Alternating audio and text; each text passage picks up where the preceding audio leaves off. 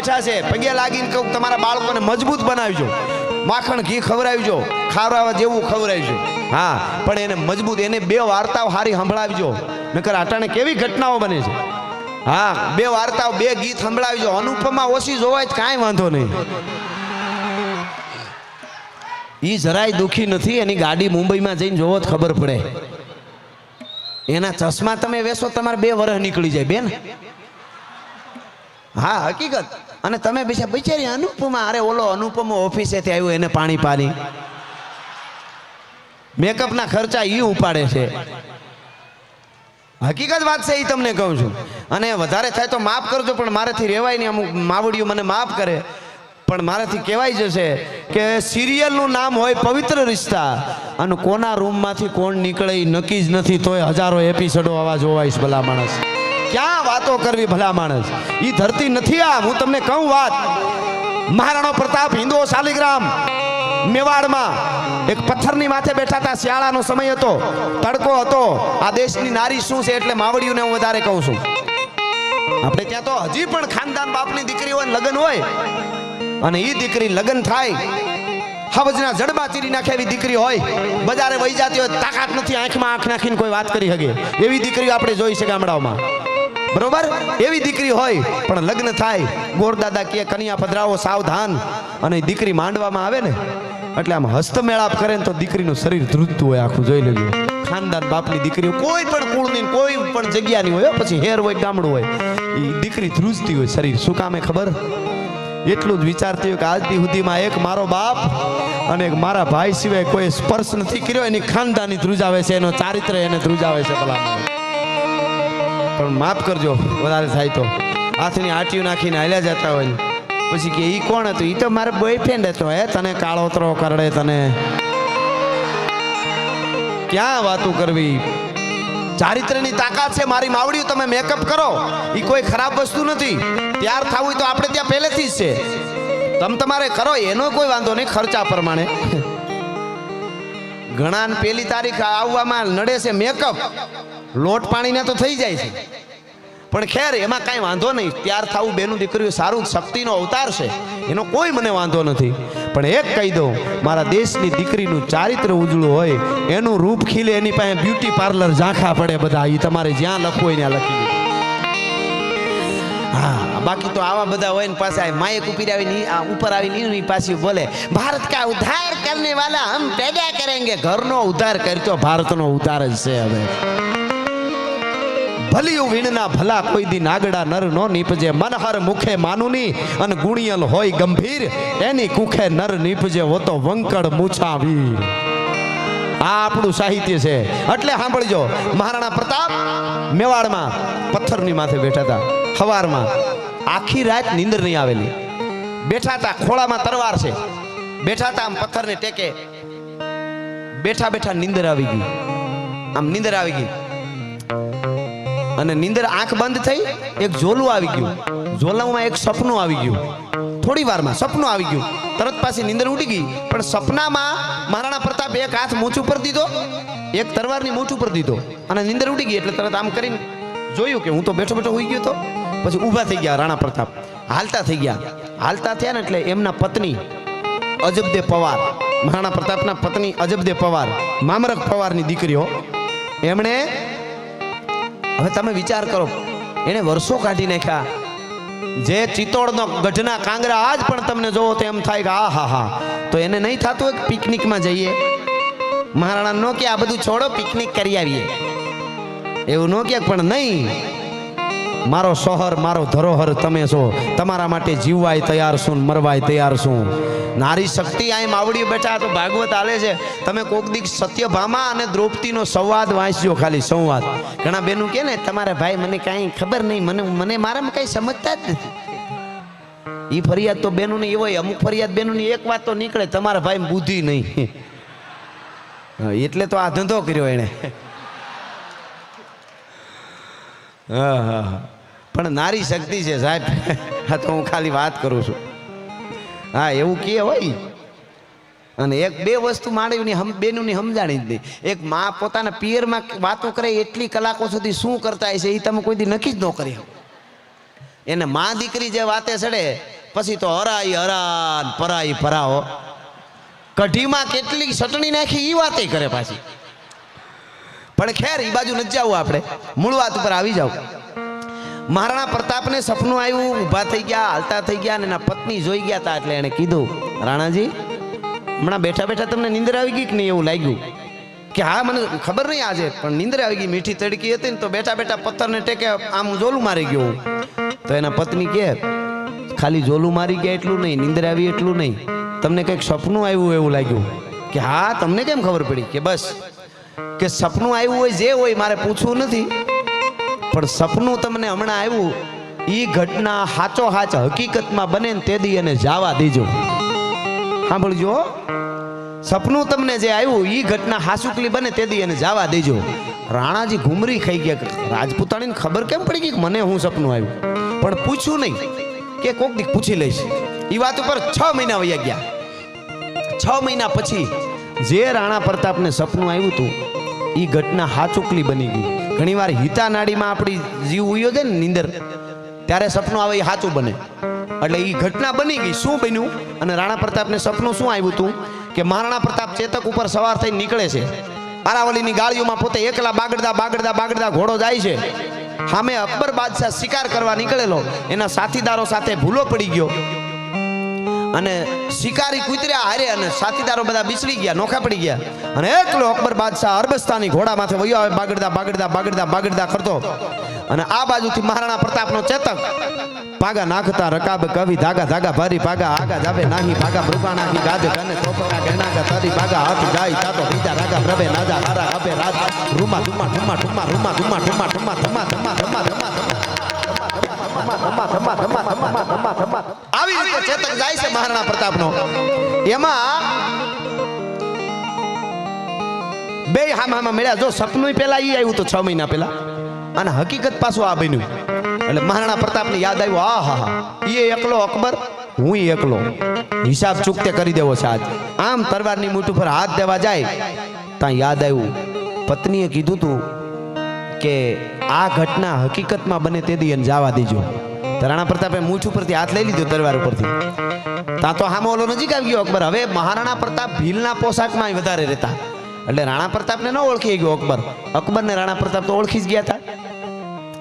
એટલે अकबरे आवाज करो, ऐ जवान इधर आओ, मैं जलाल हूँ, दिल्ली का बादशाह हूँ, रास्ता भटक गया हूँ, मेरे साथियों से बिछड़ गया हूँ, मुझे रास्ता बताओ, फला फला जगह है वहाँ मेरे को जाना है.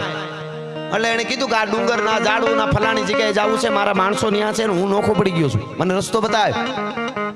અને મહારાણા પ્રતાપે ડગલા દીધા સાહેબ, અને કીધું ગોલા ડુંગરની ગાળી ચડી ઓલે ઝાડ રહ્યું ત્યાંથી ઓલી પાલું ઉતરીને પછી આ બાજુ સીધા જાજો એટલે તમે કયો એ સ્થળ આવી જશે.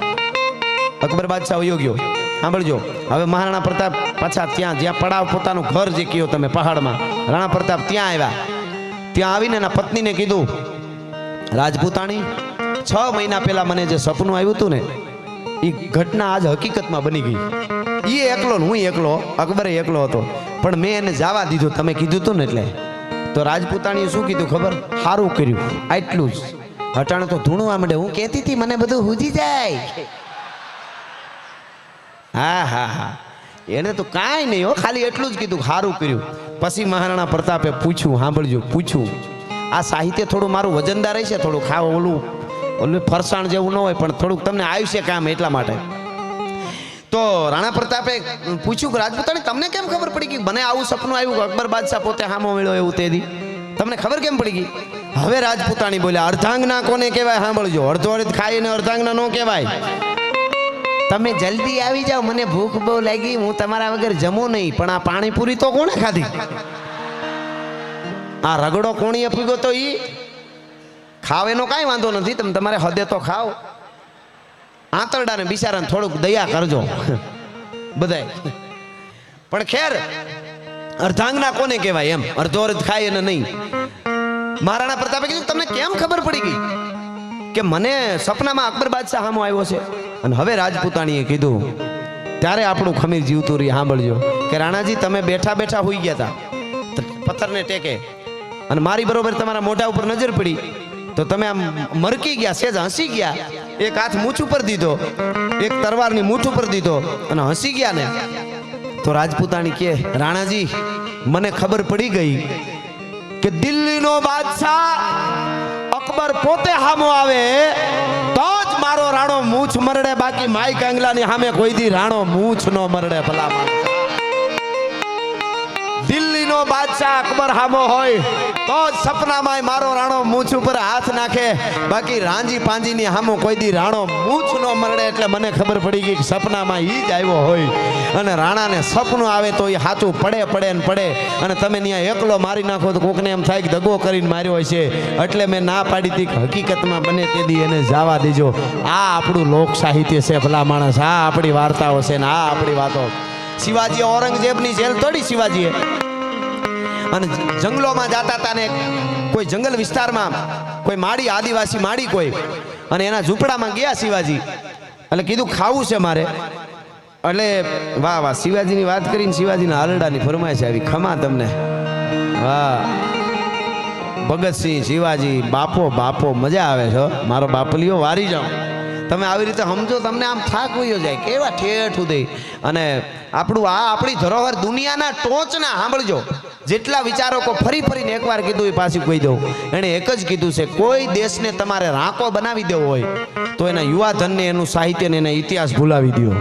કેવડી આપણી ધરોહર ઇતિહાસોની છે, કેવડા કેવડા બલિદાન છે, એમને નથી મળ્યું કાંઈ આપણને, આ એમને નથી, એના પાછળ કેટલા લોહી રેડાણા છે.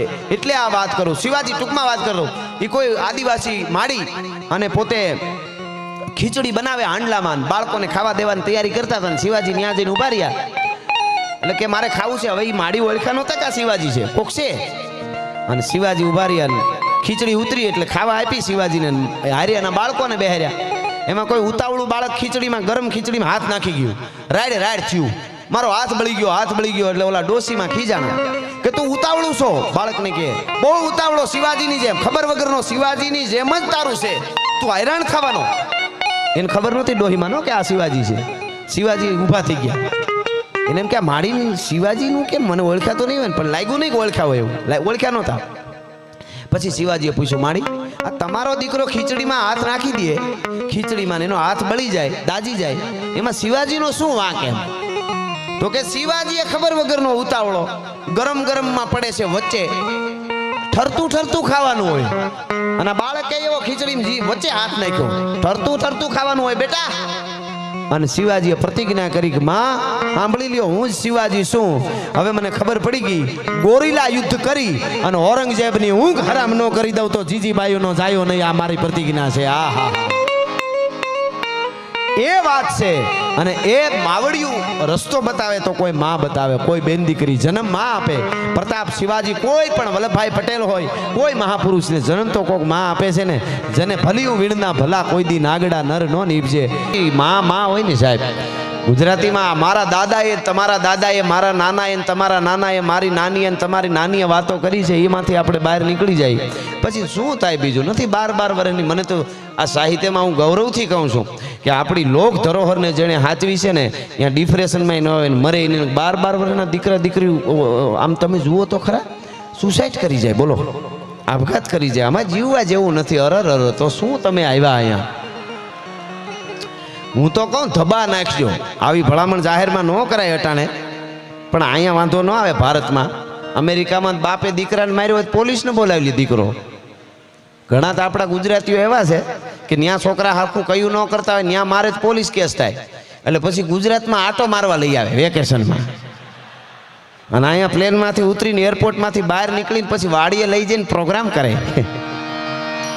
મેથી પાક પ્રોગ્રામ, હા લોથાર પાક, મેથી પાક, આવું બધું હોય છે.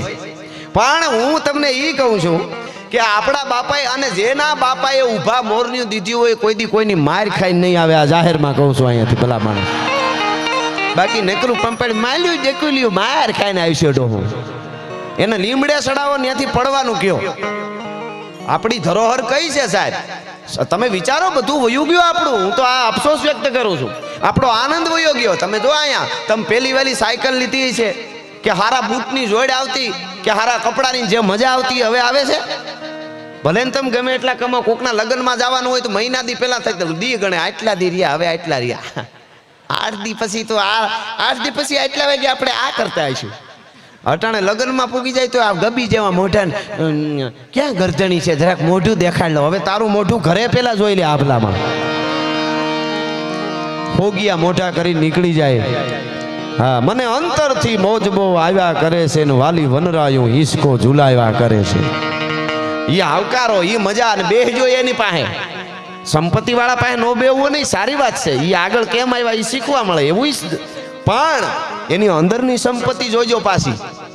હા, અંદરની સંપત્તિ, નહીતર કરોડોપતિ ગબી જેવા મોઢા કરીને બેઠા હોય ને એના કરતા દરિયા કાંઠે બેહજો. ઓલો ઘૂઘવાટા તો કરે, આ તો મોઢું બગાડીને બેઠો હોય હાવ. અને યુવા ધનને કહું મિત્ર કરો તો હારા કરજો, ન કરે એકલા રહેજો. માવા હારું ખિસ્સા ફાડી નાખે એવા મિત્રો ન કરતા, એના કરતા નકરું હારું. હા, એ આવો આવો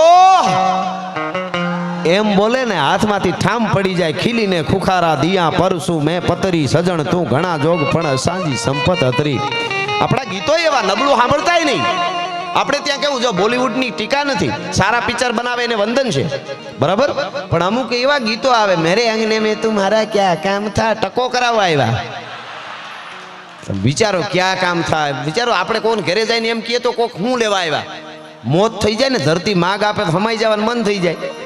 ધરતી એ કઠણ થઈ ગઈ બિચારી હવે, કારણ કે કાયમ કેટલાક ને માગ આપવો. આ શું કે મેરે અંગને મેં કે ક્યાં કામ થા, આપણે ત્યાં શું કહેવાય છે, એ જી તારા આંગણિયા.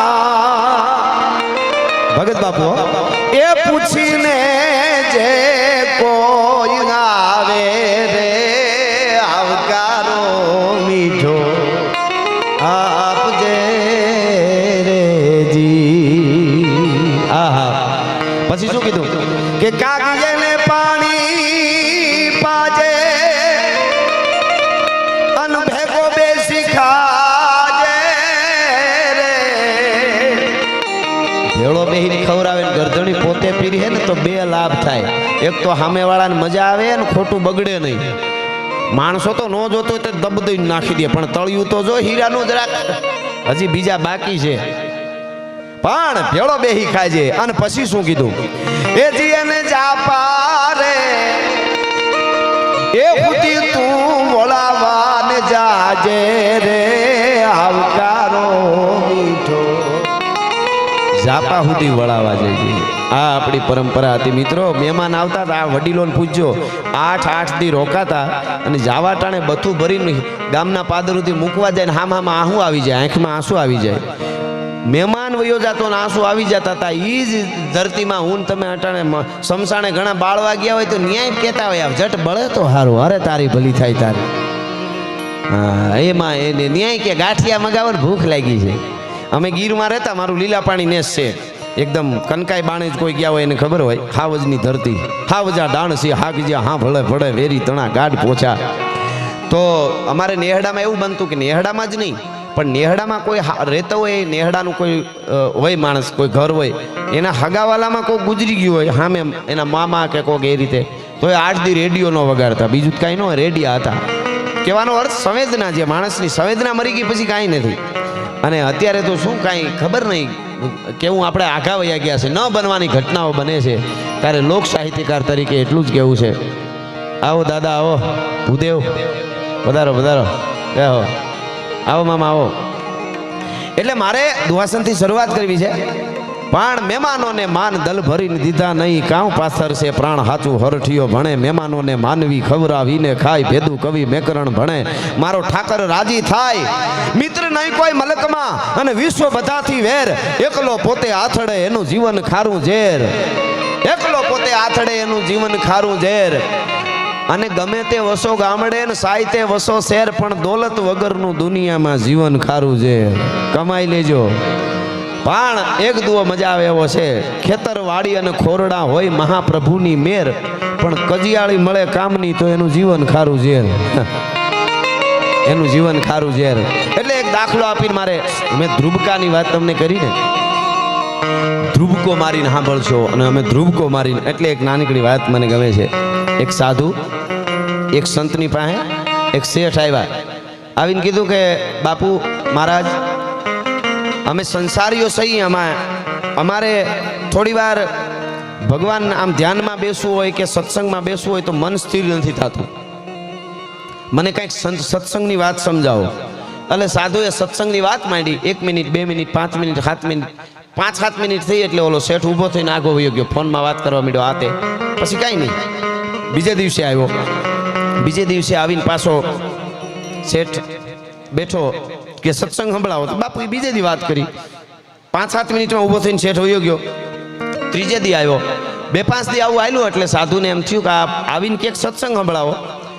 વાત માંડું 5-7 મિનિટ પછી વયો જાય એનું શું કારણ? એટલે પૂછ્યું કે તમે બેહીન નિરાતે સાંભળો નહીં, તમે જ કહો છો કે સત્સંગ સંભળાવો, વાત કરું તો કેમ વયા જાવ? એટલે ઓલા માણસે કીધું શેઠે કે અમે સંસારીઓ સહી એટલે પરબારો ભાર અમારાથી ઉપડે નહીં, કાયમ થોડું થોડું લઈએ. સંસારીઓ એટલું બધું ભાર સત્યનો ઉપાડી ન શકે. એટલે તઈ સંતે કીધું કે એ વાત તમારી ખોટી છે. પૂર્ણ હોય ને એનો ભાર નથી લાગતો, અધૂરાનો ભાર લાગે છે. અધૂરું હોય એનો જ ભાર લાગે. પૂર્ણ લઈ લ્યો એનો ભાર ન લાગે. જે કામ કરો એમાં આર પાર ઉતરી જાવ ભાર ન લાગે. એટલે આ તો ભણેલો માણસ હતો. સાધુને કીધું કે તમે પ્રેક્ટિકલી સમજાવો, પૂરું હોય એનો ભાર કેમ ન લાગે? તો સાધુએ એના માણસને ઈશારો કરીને કીધું, બોલાવ્યો, કાનમાં વાત કરી, પાણીનો એક ગોળો ભરી આવો મોટો. તો મોટો ગોળો પાણીનો 1 મણ પાણી સામે એટલો ગોળો ભરી આવ્યા. ઓલા શેઠને કીધું અહીં બેસો, તમારો જવાબ આપું વાતનો. શેઠ બેસી ગયા, લુંગીની ઈંઢોણી કરી, શેઠ માથે મૂકી, માથે 1 મણ પાણીનો ગોળો મૂક્યો. બાપુએ મૂકાવ્યો સંતે. પછી શેઠને કીધું ઊભા થાવ. શેઠ આમ ઊભો થવા ગયો તો રાડ ફાટી ગઈ. અરે લઈ લો, મારું તાળું ફાટી જાય, બહુ વજન છે. ગોળો ઉતારી લીધો. પછી કીધું શું થયું? કે વજન લાગ્યું. કેમ વજન લાગ્યું? તો કે મણ 1 પાણી વજન તો લાગે ને બાપુ. એ કે આમાં આ શું કામ કરો છો? કે મણ 1 પાણીનું વજન લાગ્યું? કે હા. કે હવે હાલ મારી યારે. એ શેઠનું બાવડું બાપુએ પકડ્યું સંતે અને ગડગડતી ડોટ મૂકીને મોટો ગુનો હતો એમાં ધ્રુબકો માર્યો, ભૂફામ કરતો શેઠને લઈને તળિયે લઈ ગયા. આ દ્રષ્ટાંત છે. તળિયે લઈ જાય ને ઈશારાથી સંભળાયું, ઓલા ગોળામાં વધારે પાણી હતું કે અત્યારે આપણી માથે વધારે છે? એટલે કીધું કે ગોળામાં વધારે પાણી થોડું હોય કોઈ દી, એમાં તો મણ 1 હતો, આમાં તો વાહડાઓ બુડી જાય એટલું છે. કે ગોળો માથે હતો તો વજન લાગતું હતું? એ કે હા. આપણા ઉપર અત્યારે પાણી એટલું છે, વજન લાગે છે? કે ના. કે સીધો ધ્રુબકો મારી જાવ તો વજન ન લાગે, ખોટા અભિમાનના ગોળા લઈને ફરો એના જ વજન લાગે છે. જે અધૂરા ગોળા ઉપાડીને ફરે એને ખાબકી જાય એકવાર કોઈ પણ કાર્યમાં, એને કોઈ વજન લાગતું નથી.